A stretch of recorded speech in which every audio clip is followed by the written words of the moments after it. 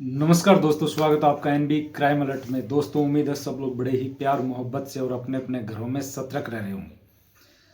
दोस्तों, एक वो दौर था जब कोई मोबाइल नहीं, कोई सीसीटीवी कैमरा नहीं, जब मोबाइल नहीं तो कोई मोबाइल का टावर नहीं।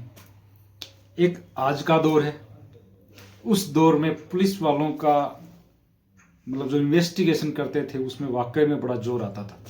आज के टाइम में तो सब कुछ थाली में परोस के दे दिया जाता है पुलिस वालों को, क्योंकि आज के टाइम में ज़्यादातर गलियों में सीसीटीवी कैमरे हैं। सब लोग मोबाइल यूज़ करते हैं, मोबाइल टावर्स हैं, उनसे ये पता लग जाता है कि लोकेशन बंदा कहाँ पे था, कहाँ नहीं था। लेकिन एक वो दौर था जब ये सब चीज़ें नहीं थी, तो उनको वाकई में बड़ा जोर आता था। सच बताऊं तो मैनुअली काम करते थे, टेक्निकली नहीं। आजकल टेक्निकली ज़्यादा काम हो रहा है, मैनुअली कम हो रहा है। आज की जो कहानी है दोस्तों, वो है बेंगलोर की। एक महिला होती है 68 ईयर ओल्ड, मेरी लुकास, केरल की, लेकिन वो 30 साल से बेंगलुरु में रह रही। बेंगलुरु में वो एक पीजी चलाती थी, होमली होम नाम से उसका पीजी था। अच्छी बोर्ड लेडी थी, व्यवहार अच्छा था। बोर्ड लेडी थी, 30 साल से वहाँ वो रह रही थी, पीजी चला रही थी। राजनीति में भी उसका अच्छा खासा टर्म्स थे, लोगों से अच्छी खासी जान पहचान थी बेंगलुरु में। 2 बेटे थे, जीजिन लुकास जो बीपीओ सेंटर चलाता, दूसरा बेटा स्टीनोड लुकास जो चेन्नई में काम करता। स्टीनोड लुकास सुबह जाता, शाम को वापस माँ के पास में आ जाता, और जीजिन लुकास कहीं और नौकरी करता था। 29 अप्रैल 2014 की ये बात है। दिन के बजे थे 3 बजे मेरी लुकास घर से बाहर आती है, अड़ोसी पड़ोसियों से मिलती है, बातें करती है, वापस अपने घर जाती है। और अब बज जाते हैं 1 घंटे के बाद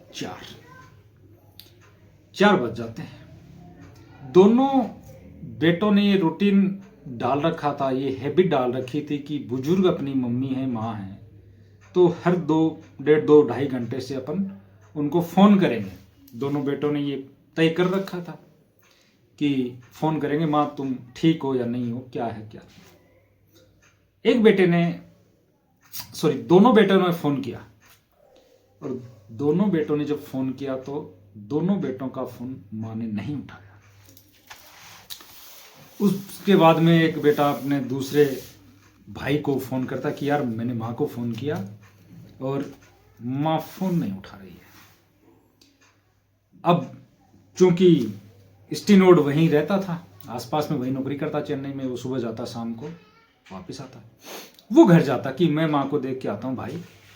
वो अपने भाई जीजिन से बोलता है कि मैं देख के आता हूँ भाई, फिर बताता हूँ। अब जो ही स्टीनोड घर आता है, जो ही वो अंदर कमरे में घुसता है, वो देख के सक पका जाता है, आश्चर्यचकित हो जाता है। उसने जो अंदर देखा, उसकी माँ बेड पे पड़ी है, दोनों हाथ उसके बंधे हुए हैं, मुंह के ऊपर एक ब्राउन कलर की टेप चिपकी हुई है, और उसके अंदर मुंह में कपड़े ठूंसे गए हैं ताकि वो चिल्ला ना सके। वो जोर से चिल्लाता है, अड़ोसी पड़ोसी इकट्ठे हो जाते हैं, पुलिस को फोन किया जाता है, पुलिस आती है। पुलिस ने देखा, पुलिस ने ये भी देख लिया कि बेटे ने बताया कि मेरी माँ हाथ में अंगूठी, गले में सोने की चेन ये वगैरह पहनती थी, और वो गायब है। इसका मतलब लूटपाट हुई है। लूटने के बाद में वो मर्डर किया गया है। अब पुलिस इन्वेस्टिगेशन करती है, जांच करती है, लेकिन उस टाइम मोबाइल सीसीटीवी कैमरे वगैरह थे नहीं इतने, तो बाहर गली में देखा तो कहीं सीसीटीवी कैमरे नहीं।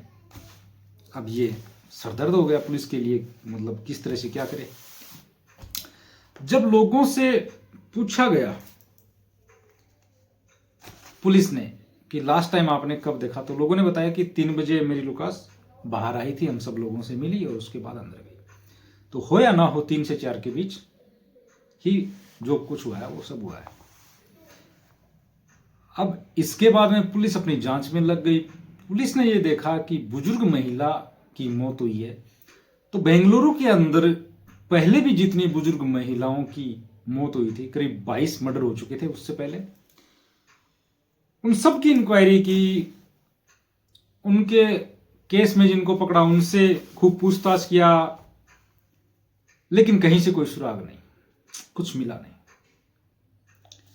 चूंकि मेरी लुकास एक बोर्ड लेडी थी, शहर के जो राजनीति में थे उनसे भी अच्छी जान पहचान, इसके बाद में पुलिस के हाथ कुछ लग नहीं रहा था, तो बेटे भी अच्छे टर्म्स थे, तो बेटों ने अपने जो जान पहचान वाले थे, जो राजनीति में थे, उनसे सीएम तक ये बात पहुंचवा दी कि सर हमारी मां के कातिलों का कुछ पता नहीं लग रहा है, इतना वक्त गुजर चुका है। इसके बाद में सीएम साहब ने भी पुलिस के अधिकारी को डांट लगाई, पुलिस के ऊपर भी दबाव, पुलिस को यह भी कह दिया कि अगर तुम्हारे बस का नहीं है तो मैं ये जो केस है ये सीआईडी को सौंपूं। पुलिस के अधिकारी ने कहा कि नहीं सर, हमें मौका दीजिए, हम सही रास्ते पे चल रहे हैं। चलो ठीक है। इसके बाद में सीएम ने बोला चलो ठीक है, और अगर तुम्हारे बस का नहीं है या इस केस में कुछ मिल नहीं रहा तो क्लोजिंग फाइल बनाओ, लेकिन कुछ ना कुछ तो रेस्पॉन्स दो। लेकिन पुलिस ने जब गुहार लगाई, रिक्वेस्ट की, तो सीएम साहब मान गए। अब पुलिस ने दोबारा से जांच शुरू की, तो उसमें पाया कि मेरी लुकास की किसी से कोई दुश्मनी नहीं, वो अपने काम से मतलब रखती। अब देखो 29 अप्रैल 2014 को कत्ल हुआ, और अब वक्त गुजरते गुजरते फरवरी 2025 आ गया। पास में ही एक दूसरा थाना लगता है, वार्थर पुलिस स्टेशन एरिया। वहां पे एक 65 साल की औरत जिसका मर्डर हुआ, मंजुलुमा का, उसका नाम मंजुलुमा, 10 लाख रुपए ले गए, और जो ज्वेलरी उनके हाथ में मिली वो भी उनके ले गए। सेम उसी तरह से मर्डर, वही हाथ बांधे गए, वही मुंह के अंदर कपड़ा ठूंसा, वही ब्राउन कलर की टेप चिपकाई गई, ये सारी चीजें सेम। मेरी लुकास के केस पे जो अधिकारी थे उनको ये पता लगा, तो वो वहां जाते हैं, इसके बारे में देखते हैं, पता लगा। उसके बाद में एक अच्छी खबर ये आती है कि मंजुलुमा को जब मारा तो उस केस के अंदर पुलिस ने 4 लोगों को अरेस्ट कर लिया, 2 तमिलनाडु के थे, 2 कर्नाटका के। अब मेरी लुकास के केस की जो इंक्वायरी कर रहे थे वो पुलिस वाले पहुंच जाते हैं वार्थर पुलिस स्टेशन में उनसे मिलने के लिए, चारों से। अब पूछताछ करते हैं। पूछताछ करने से पहले यह प्लान बनाया जाता है कि चारों से अलग अलग पूछेंगे, अलग अलग कमरों में पूछेंगे, जब तक चारों से ना पूछे तब तक चारों को एक साथ बैठने भी नहीं देना है। यह बात उनकी तय हुई। चारों को पूछा तो चारों ने यह कहा कि हमने मंजुलुमा का मर्डर तो किया है, लेकिन मेरी लुकास का मर्डर हमने नहीं किया, उससे हमारा कोई लेना देना ही नहीं है। फिर से कुछ हाथ नहीं लगा। पुलिस अधिकारी मेरी लुकास की जो केस की जांच कर रहे थे वो अधिकारी निराश। अब फिर से पूछा गया, दोबारा उनको बुलाते हैं कि एक बार दोबारा पूछते हैं अपन, और वही अलग अलग कमरों में पूछेंगे। और सबसे एक सवाल ये पूछा जाएगा कि तुम लोगों ने जो इस औरत के मुंह पे टेप लगाई, ये आइडिया कहां से आया, तुम ये बताओ। तो 3 ने तो ये कहा कि हमारे साथ में जो चौथा प्रभु है उसने ये आइडिया दिया है। और जब प्रभु से पूछा गया तो प्रभु ने कहा कि बस हमारे दिमाग में ऐसे ही आ गया कि ये आवाज करेगी, तो हम इसके मुंह में कपड़ा ठूसते थे और वो ब्राउन कलर की टेप लगा देते। अब वो मान नहीं रहा, वो कुछ उगल नहीं रहा है।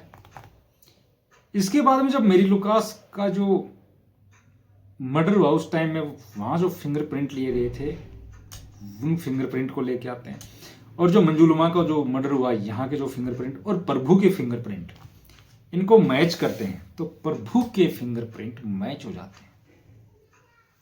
अब ये पता लग गया कि प्रभु उसमें शामिल था। अब प्रभु ने भी मुंह खोल दिया कि सर वो मर्डर हमने ही किया था, लेकिन उसमें गैंग दूसरी थी। ये गैंग नहीं थी, मैं पहले उस गैंग में था, अब इस गैंग में आ गया। तो उसने दो नाम बताए, विधि और थंगराजू। धर्मपुरी डिस्ट्रिक्ट के रहने वाले ये दोनों और चेन्नई के रहने वाले हैं। इनको भी अरेस्ट कर लेते हैं, तीनों को अरेस्ट कर लिया जाता है। अब पुलिस ने प्रभु से अपने तरीके से पूछा, अब तोते की तरह वो मुंह खोलने लग गया। अब प्रभु ने तो ये एक्सेप्ट कर लिया कि मारा, लेकिन ये कोई एविडेंस नहीं है कि कोर्ट के अंदर जाके हम ये बता सके कि हमारे पास में ये एविडेंस है, इसके बलबूते पे आप इनको पनिश कीजिए। पुलिस को यह था कि ये प्रभु कोर्ट में जज साहब के सामने अगर मुकर गया तो हम तो फिर पीछे हट गए। उसकी पिटाई की गई प्रभु की। तो उसने बताया कि सर मैंने जो मेरी लुकास की जो अंगूठी और सोने की चैन थी वो वहां चेन्नई के अंदर एक गणेश ज्वेलरी नाम से शॉप है, मैंने वहां बेची। पुलिस वहां जाती है तो इत्तेफाक से या संयोग से वो दोनों अंगूठी और चैन वो दोनों वहीं उसके पास पड़ी हुई थी और वो मिल जाती है। पुलिस उनको अपने कब्जे में लेती है। ये एक अच्छा एविडेंस बन जाता है कि ज्वेलरी चुराई गई, उसके लिए मर्डर किया गया और वो ज्वेलरी पकड़ी गई। ये एक अच्छा एविडेंस है कोर्ट के अंदर, कोर्ट के सामने पेश करने के लिए। अब प्रभु से पूछा गया कि भैया मेरी लुकास को आप लोगों ने क्यों मारा? जब मेरी लुकास का मर्डर हुआ उस टाइम में 5 रूम थे, पांचों के पांचों खाली थे। खाली का मतलब सुबह वो चले गए थे, शाम को वो आने वाले थे। पुलिस ने उनसे भी इंक्वायरी की थी, उनको क्लीन चिट बहुत पहले दे दी थी।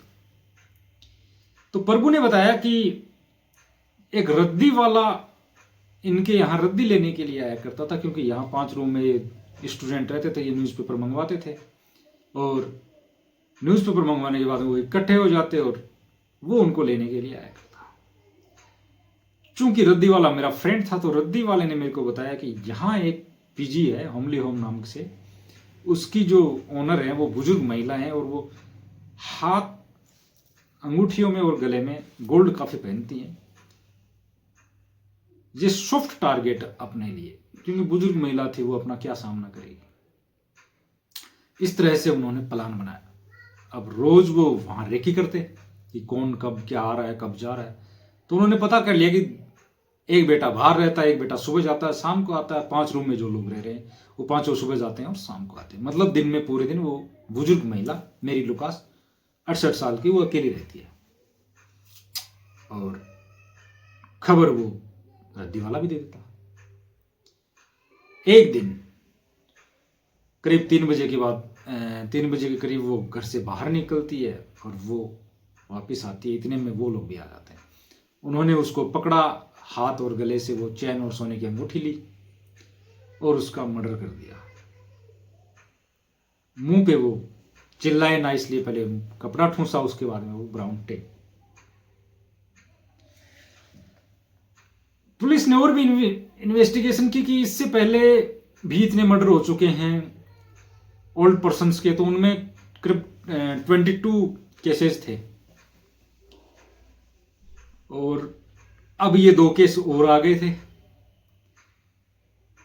जब ये खबर पूरी जगह फैली तो लोगों में एक सतर्कता आई कि घर पे बुजुर्गों को अकेला नहीं छोड़ना चाहिए। दूसरा, हाथ और गले में इतना गोल्ड नहीं पहनना चाहिए। आजकल देखते हैं कानों से झुमके निकाल ले जाते हैं, बाइक के ऊपर बैठे भाग जाते हैं, वो पकड़े भी नहीं जाते हैं।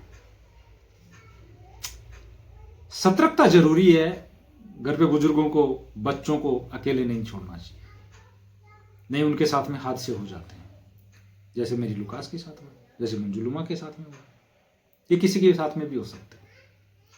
अब सोचने वाली बात यह है कि आज के टाइम में पुलिस के पास में सीसीटीवी, मोबाइल टावर्स, किसी की लोकेशन पता करनी है वो सब पता कर लेते हैं। और एक उस टाइम में कोई सीसीटीवी कैमरा नहीं था, लेकिन फिर भी सिर्फ और वो ब्राउन जो टेप थी उसकी वजह से वो लोग पकड़े गए। मेरी लुकास के केस में तो पुलिस वालों ने लगभग हाथ खड़े कर दिए थे, इतना वक्त गुजर चुका था, करीब साल भर होने वाली थी। ये दूसरा अगर मंजुलुमा का मर्डर नहीं होता तो शायद मेरी लुकास के मर्डर पकड़े नहीं जाते, वो हत्यारे पकड़े नहीं जाते। और दोनों में सेम तरीका अपनाया गया, वही ब्राउन, इस वजह से वो पकड़े गए। मतलब सिर्फ और सिर्फ उस ब्राउन टेप की वजह से वो पकड़े गए। अगर ब्राउन टेप नहीं होती तो शायद वो पकड़े भी नहीं जाते, या वो मंजुलुमा के कातिल पकड़े जाते तो पुलिस का दिमाग घूमता नहीं मेरी लुकास की जो इंक्वायरी कर रहे थे मर्डर की। लेकिन सिर्फ एक टेप की वजह से वो पकड़े जाते। दोस्तों कहानी पसंद आई हो तो please subscribe my channel, like my video and share. तो मिलते हैं एक ऐसी ही नई कहानी के साथ, तब तक के लिए जय हिंद, जय भारत।